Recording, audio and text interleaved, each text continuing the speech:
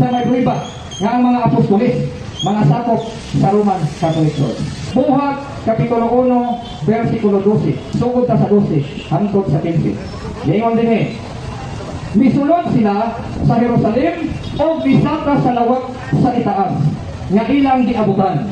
Sila si Pedro, si Juan, si Santiago, si Andres, si Felipe, si Tomas, si Bartolome, si Mateo, si Santiago nga anak ni Alfeo, si Simon nga patriota, o si Judas nga anak ni Santiago.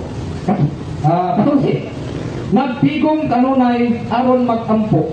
Uban usab kanila ang mga babayi o si Maria nga inahan ni Jesus o ang iyang mga igsuong lalaki.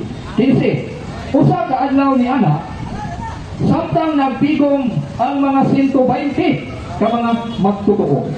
Sila og klaro mga igsuon nga sulod sa tulo ka tuig nga public ministry sa atong Ginoong Hesukristo, 120 persons ang iyang mga followers, ang iyang mga sumusunod.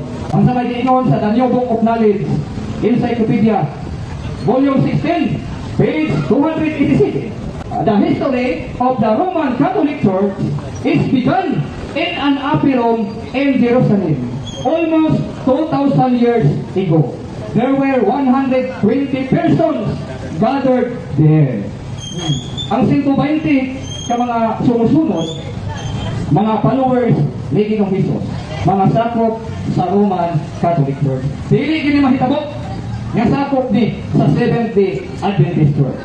Kaya wa pa natukod ni Ellen Goodwhite ang Seventh-day Adventist. Nagpikon na ang mga apostoles dito sa second floor sa lawak dito sa Jerusalem.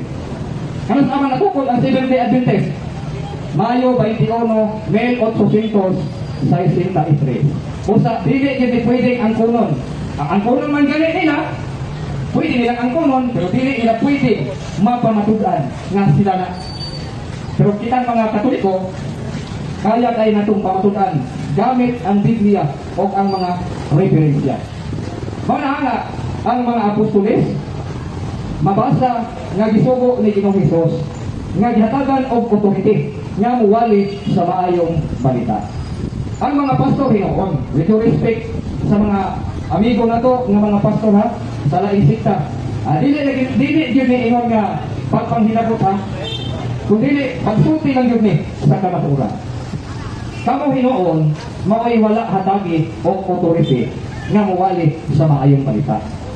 Bisan pag inyong basahon, inyong pagluon ang nasulat ni San Pablo diyan sa Efeso, Kapitulo 4,